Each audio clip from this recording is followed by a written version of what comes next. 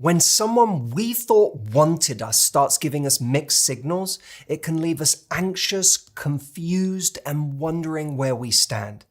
Whether you've just matched on a dating app or you're deep in a relationship, there are 4 stages of mixed signals that we must understand if we are to avoid getting our heart broken, or worse, getting strung along for years and ending up heartbroken anyway. In this video, you'll learn which of the 4 stages you're stuck in and what you can do to clarify the situation, bring back your confidence, and get the commitment and emotional safety you're craving. Let's jump in. Stage 1, the pen pal phase. This is that moment where things feel exciting. You've just matched or exchanged numbers. You're texting constantly. The messages are fun. There's momentum. But one thing is missing. They're not actually asking you out. You start wondering, are they just shy? Are they waiting for the right moment? Do they even want to meet me? Here is the hard truth. A lot of people text just to feel connected. They enjoy the momentary validation, but they don't necessarily want anything more. What they really want is your attention, not your love. So that's the first big question we have to ask ourselves at this stage. Does this person want my attention or my love? Because if all they're doing is reaching for your time and energy, but not taking any actual steps towards real connection, you're being kept warm. You are not being pursued. Now, in the beginning, you might want to give someone the benefit of the doubt. They could be busy, nervous, feeling you out. That's okay. That's where generosity of spirit, a very important term for the purposes of this video, comes in. This means having a generally positive and gracious lens for the way we view someone. But there's a caveat. We can't have a generous interpretation of someone's actions without having standards for ourselves. That's how we end up stuck. So what should you do in this situation to balance generosity of spirit with standards? You can say, I feel like we're slowly becoming pen pals. It'd be really good to meet in person. Or if you want to use a line that my wife Audrey used to use, you could be playful but direct and say, by the way, if you ask me out, I'd totally say yes. Just FYI. Now, once you've made that move, whether it's through a suggestion, a nudge, or an invitation, here's the test. Do they respond with action? If not, it's time to stop entertaining it. Tell yourself, I've put a step forward and they are not dancing back with me. So this just isn't interesting anymore. You don't have to get angry. You don't need closure. You just need to recognize this person is showing me they're not intentional. And that is clarity. Don't chase a stranger for intimacy. Don't build a fantasy out of flirtation. Move forward and let it become uninteresting. Stage 2, the early dating blur. You've gone on 1, maybe 2 dates. You're texting, there's chemistry, and you think that there's something real starting to build. But suddenly the rhythm is off. They're hot one day, cold the next. The texting slows down. Plans don't come together. The energy dips, and you can feel it in your gut. This is the early dating blur, where things look promising but feel confusing. And here's what makes this phase so hard. You've had just enough emotional connection to become hopeful, but not enough consistency to feel secure. So what do? We try to fill in the blanks. We read between every line. We keep showing up, hoping they'll match our effort. We get so excited, we start building a story in our heads, but the reality doesn't match. And that's the trap. You're not dating the person in front of you. You're not even dating their potential because you really have no idea what they're capable of. You're dating your idea of their potential, the version of them that you wish they'd be more consistently. And when that happens, one of 2 things tends to follow. Number 1, you overfunction. That means you double down, you text more, you chase clarity, you try to impress your way into consistency. Or number 2, you shrink yourself. You worry that you're the reason they're pulling away and that you came on too strong, that you're too much. Neither of these work and neither of them feel good. So what does work? Look, there's a balance that gets lost here, and we have to bring it back. It is that dance that we have already talked about here between generosity of spirit and unshakable standards. A confident person isn't afraid of giving. They might say, here's how I feel. I like you. And you might describe the things that you like about someone. A confident person isn't afraid to give someone compliments, to recognize the best parts of someone.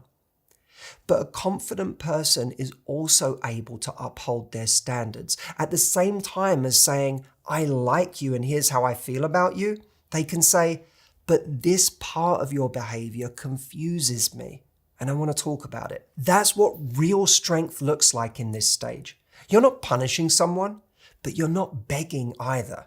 You're just calmly holding the mirror up and saying, I know what I want. Do you? Imagine yourself saying these words. I'm really enjoying getting to know you, but I need to feel that we're moving in the same direction. Otherwise, I end up feeling disconnected.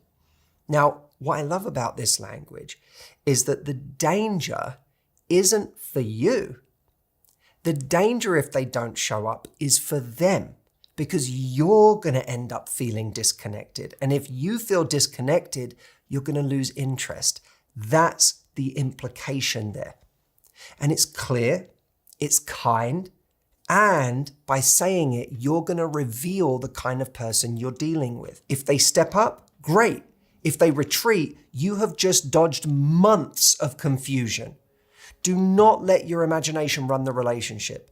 Let their consistency or their lack of it tell you everything you need to know. And while we're on the subject of mixed signals, let me ask you something. Has a single unanswered text or one awkward interaction with the person you like ever completely hijacked your day? You start overthinking, obsessing over every detail or the person, emotions run high, and even though you know it's not rational, it's like all logic shuts down. You feel completely hijacked and out of control. If that sounds familiar, I want to give you something that will change that. I have created a simple 3-step system that I use to regain control when I feel that way. And it has helped thousands of people who have come to my retreat over the last 17 years, which has been, up until this point, the only place where I've ever shared this system. For the first time ever, I am giving it away completely free at InsideTheRetreat.com. If you are going through something painful, stuck with someone who is blowing hot and cold, or just tired of reacting in ways you regret, this system will help you take back your power, but it is only available for a few days. So go and get it at InsideTheRetreat.com and grab it now. I promise you, once you have this, you will wish you had it sooner. Stage 3, the almost committed phase. This is where things start to feel real. You've been dating a little while, you're spending time together, maybe sleeping over, meeting each other's friends, but something feels off. They haven't defined the relationship and they avoid the talk. They're there, but they're not fully in. This is the almost committed phase, and it is one of the most emotionally frustrating places to be because everything looks like a relationship except the part where you actually feel chosen. You start asking yourself, should I bring it up? Will asking push them away? Am I expecting too much too soon? And this is where mixed signals get really dangerous because your standards go quiet. You stop asking for what you need. You stop showing how you feel. You try to keep the peace and you hope that they will get there on their own. You end up giving all the time and asking for nothing in return. You're generous, you're patient, you're trying to be easygoing, but inside you're an anxious wreck. You feel small. You feel like you're waiting for somebody else to decide your worth. This is the moment where once again, you have to come back to your new secret weapon. Generosity of spirit calibrated with strong standards. You can be warm. You can be vulnerable. You can even compliment them. What you can't do is keep shrinking your needs just to hold on to someone who won't define what this is. So what do you say when you want to address the lack of clarity without pushing them away? You tell them the things you're not happy about. I feel confused here. I don't like this part. I want to understand more about why you did this or why you're not able to do that. Let's talk about it together. See, there's some part of us that is afraid that if we do this, if we talk about how we feel, if I am in any way perceived to be affected by what somebody is doing, then I am going to lose my power. But what I'm saying here is calm. It's direct, and it invites connection instead of conflict. If the person on the other end is emotionally available and ready, they'll engage with the conversation in a meaningful way. If they're not, then it's time to listen to what their silence is telling you, because almost committed is still uncommitted, and you deserve more than almost. Stage 4, the relationship drift. You're in a relationship now. You've defined it. You've built trust. There's history, routine, and love. But lately, something has changed. The effort has faded. You don't feel seen. This is the relationship drift, where mixed signals no longer look like games or hesitation. They look like emotional disconnection. And this is where things get really confusing, because the person still says they love you. They're still around, but you can feel in your body that something is off. And we don't know what part of that is our intuition and what part of it is our anxiety. So you question yourself. Am I overreacting? Is this just a phase? Should I be more patient? And then you begin to tolerate more than you should. You stop voicing your needs. You convince yourself it's safer to be silent than to risk rocking the boat. But here's the truth. Silence doesn't protect connection. It erodes it. And if someone's emotional absence has become the new normal, you need to ask a real question. You can say, I know relationships change and evolve, but I've been feeling a bit disconnected from you. Can we talk about what's going on and how we're both feeling? This is not an accusation. It's not a threat. It's an invitation to check in and come back together. And if they can't meet you there, or worse, they refuse to even enter the conversation, then that's no longer a mixed signal. It's a clear one. I remember a time when me and Audrey were early in our relationship where we were committed. She could sense some disengagement on my part. When she talked about the future, she sensed me going quiet and not really participating. And it worried her because she felt like I wasn't in it to the same extent that she was. She tried to talk to me about this and I got defensive and we ended up in a bit of a frosty situation that day. In an effort to distract and run interference, as Tom Hardy would have said to Leonardo DiCaprio in Inception, I hired a puppy party. I've since learned that the industry of puppy parties might not be a sustainable one. So I'm sorry for the animal lovers out there. I didn't know.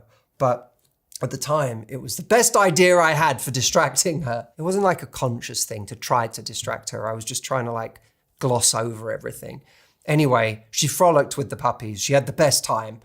And as soon as the puppies left, she turned to me and was like, so let's get back to our conversation. She didn't get distracted. Don't get distracted by shiny or fluffy things. And don't tell yourself a story that explains away someone else's disengagement. And if that can't be created together anymore, then the most loving thing you can do for both of you is let go. Because you don't want to be in a relationship where you feel lonelier in it than you were when you were single. So which of those 4 stages are you stuck in right now? The truth is, mixed signals aren't just something that someone else gives us. There's something we accept when we don't trust ourselves. We stay in confusion because clarity feels risky. We tell ourselves stories because silence hurts. We hold on to hope even when someone's actions are giving us the answer. But the most powerful signal in your love life isn't what they do. It's what you decide to tolerate. It's how quickly you listen to your gut. Their actions are not the only signal. You are a signal. When you're willing to say, this isn't enough for me, their mixed signals lose their power. You stop waiting to be chosen and you start choosing yourself. So go back through these 4 stages. Look at your situation honestly. Use the words from today's video. And remember, the right person won't leave you guessing. They'll meet you, match you, and make you feel safe, not confused. Until then, stay generous, stay grounded, and never forget the standard you deserve. And if you want to feel better right away, click the link that I gave you earlier. I'll leave it right here inside theretreat.com. I'll see you next time.